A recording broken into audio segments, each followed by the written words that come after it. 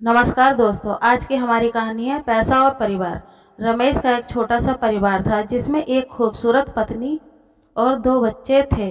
उसकी पत्नी और बच्चे हर हाल में खुश थे, लेकिन रमेश उन्हें जिंदगी के सारे ऐशोआराम देना चाहता था और उसके लिए वह प्रतिदिन 16 घंटे से अधिक काम किया करता था।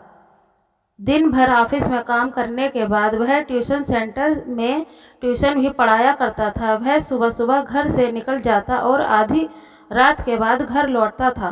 बच्चों के लिए उसका चेहरा देखना मुहाल था, क्योंकि वह सुबह सुबह उनके घर से निकलते समय बच्चे सोते रहते और देर रात में कदम रखने के पहले ही सो चुके होते।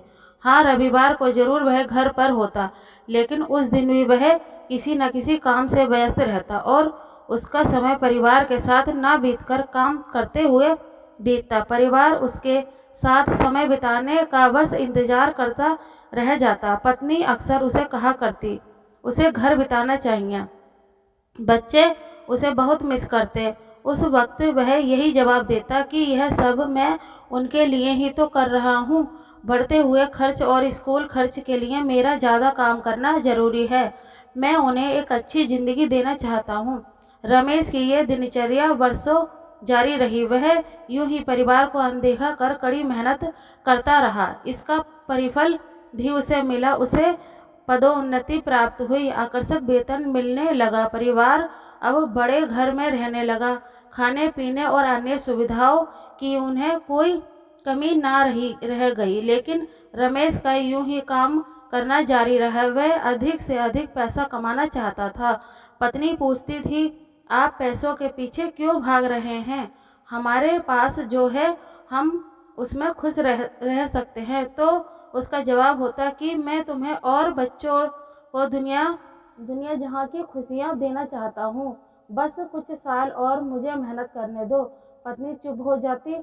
2 साल और बीते। इन 2 सालों में रमेश बड़ी मुश्किल से अपने परिवार के साथ समय बिता पाता। बच्चे अपने पिता को देखने, उससे बातें करने तरस गए।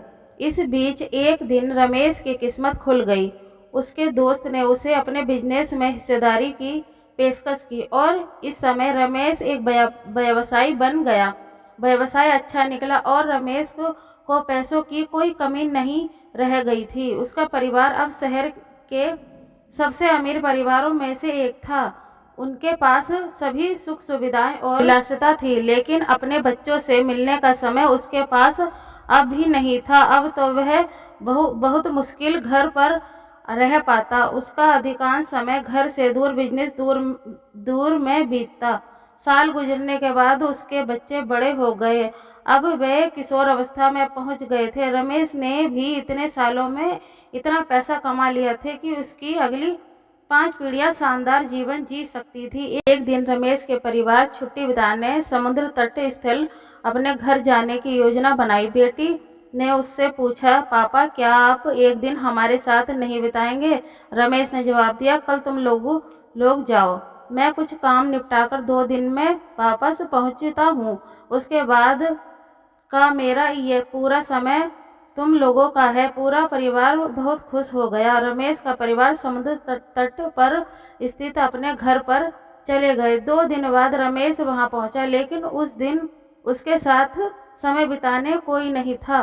दुर्भाग्य से वे सभी उस दिन सुबह आई सुनामी में बह गए थे। रमेश अपनी पत्नी और बच्चों को कभी नहीं देख सकता था। करोड़ों की संपत्ति होने के बाद भी वह उसके साथ का एक भी पल नहीं खरीद सकता था। वह पछताने लगा। पत्नी के कहे शब्द उसे याद आने लगे, आप पैसों के पीछे क्यों भाग रहे हैं? हमारे पास जो है हम उसी में खुश रह सकते हैं।